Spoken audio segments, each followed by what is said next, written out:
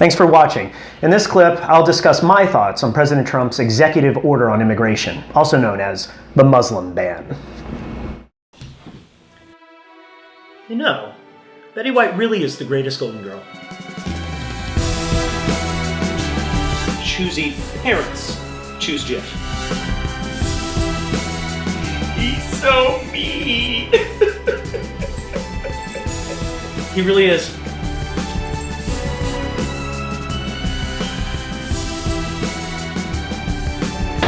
Hey Ryan, are we out of partisan again?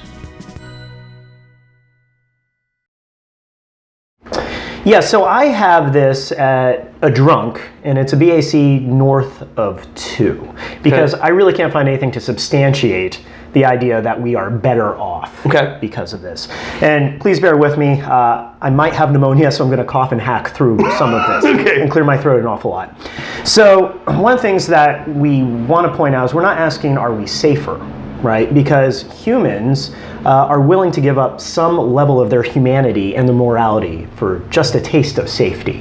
So it's not whether or not we're safer, it's really whether or not we're better off. Is what we're giving up worth what we're getting? All right, that's a cost-benefit analysis.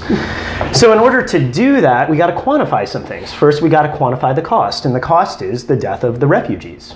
Some number of people are dying because they can't get here right now, right?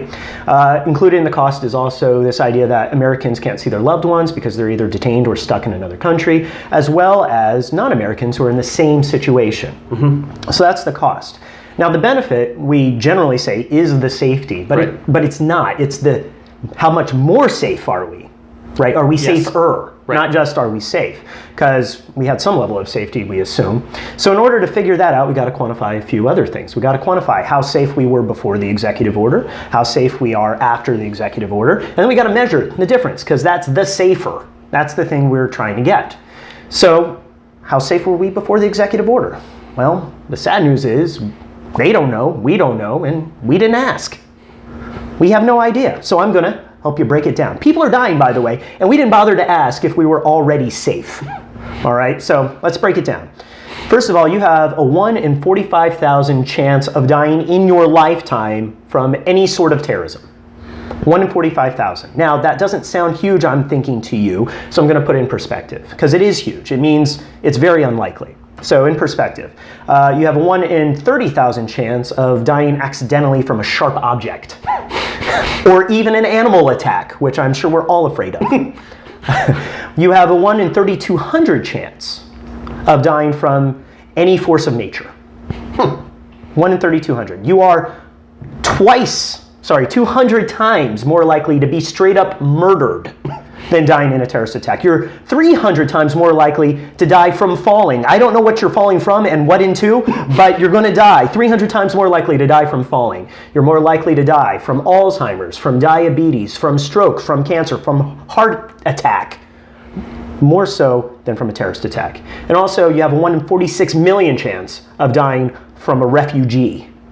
You're more likely to die from an asteroid slamming into the Earth than by a refugee in your whole lifetime. All right, but let's talk about the actual scenarios we're worried about here, which is how likely as an American are you to die on American soil from a terrorist attack? What's that likelihood? So since 2001, on average, 6 Americans die each year on American soil from a terrorist attack. 6 out of 330 million. 6. But that's not really the stat we want either. We need to be more specific. We need to know how many people on average die, so how many Americans on American soil from a terrorist attack perpetrated by someone that is not from the United States and is not a citizen. And since 2001, on average, 1 American will die in that scenario each year. 1 out of 330 million. But that's not even the scenario we're really talking about here. The scenario we're really talking about is, what is the likelihood that an American will die on American soil perpetrated by a terrorist attack where the guy was from, or gal, is from somewhere other than the United States, is not an American citizen, and more specifically is from one of those banned countries. And since 1975, that's never happened. That's 0. 0. On average, 0 people will die each year in that scenario. And why is that, you might ask? Because we're pretty safe. Why are we so safe? Because we actually have a vetting process for refugees and anyone really coming to America. We have that. But we have these agencies, if you will, that help protect us. We have, first of all, our military. We have the DOJ. We have the CIA. We have DHS. We have CBP. We have ICE. We have TSA. We have DEA. We have the Treasury Department. We have FinCEN. We have the State Department. We have local law enforcement. All these people working together to keep us safe from terrorism. But you didn't know, you didn't ask, and people are dying. But maybe you're thinking, maybe Trump knows something we don't. Well, yeah, he might. But you didn't know, and you didn't ask, and people are dying. So maybe you think maybe we'll be significantly safer. So yeah, let's admit, we're safe. Between 0 and 1 of us are going to die this year in that scenario. So, but maybe we'll be significantly safer after this. Well, that's statistically impossible. There's no such thing as significantly safer between 0 and 1. Right. Right? You're not going to be significantly safer. So maybe you think, well, you know, the government, they're good at stuff. They're going to put together a good process for us. This is the same government, mind you, that we don't think can manage our budget, that we don't think is taking adequate care of our vets, and that we don't want to administer our health insurance. But they got this wrapped up. This is the process they got in place. We're not even going to question it or ask how they're going to do it, why they're going to do it. And you're also, 300 times more likely, you said, to die from a health-related issue? Correct. Right. The things we should be worrying about, Right. We don't want the government to deal with. Right, because they can't. Correct. Okay. But we're going to let this one go, and we're not going to ask any questions. Meanwhile, as we're discussing, people are still dying, and we don't know answers to anything, and we didn't ask because we don't care. So you might say, well, where were you when Obama was doing the same thing? And where were you when he was letting Christians die? The Syrian Christians, he was letting them die, I've heard. Well, let's start with that. Letting innocent people die now because of anything Obama did is not a Christian thing. It's unchristian. That's not a Christian value to just let people die because of something Obama did. The simple answer to where was I is it doesn't matter. It doesn't matter where I was. It doesn't matter if I supported Obama. It doesn't matter if I'm a hypocrite now. The only thing that matters is that I'm trying to do the right thing. And that's the only thing that matters in any situation, is that when you're given the opportunity to do the right thing, you do the right thing.